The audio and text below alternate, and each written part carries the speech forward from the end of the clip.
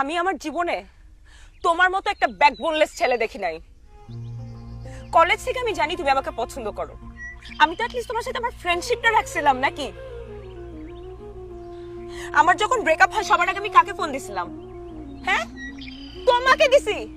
তুমি কি করছো বলতে পারছো? কিচ্ছু বলতে পারো নাই। তোমার সাথে আমি ঘুরছি ফিরছি, টাইম স্পেন্ড করছি, যাতে অ্যাটলিস্ট তুমি সুযোগ পাও, তুমি বলার মতো সাহস পাও যে তুমি আমাকে ভালোবাসো।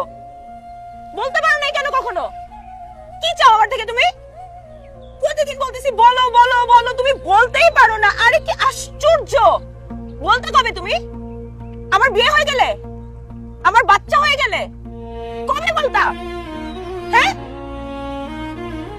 শুনলাম তুমি আমার নামে বাজি ধরছো, 3 দিনের বাজি, যে 3 দিনে তুমি আমাকে প্রপোজ করবা। যদি করতে না পারো তাহলে আমি অন্য কারো। তো আজকে তো তোমার 3 নাম্বার দিন, কি হইলো? করতে পারছো প্রপোজ? তাহলে আমার কি করা উচিত? তোমার বন্ধু হয়ে যাওয়া উচিত?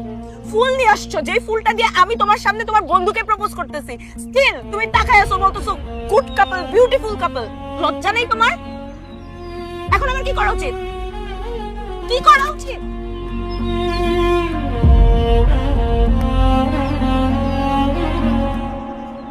কি আমার দিকে তাকাস কেন গান্ডু?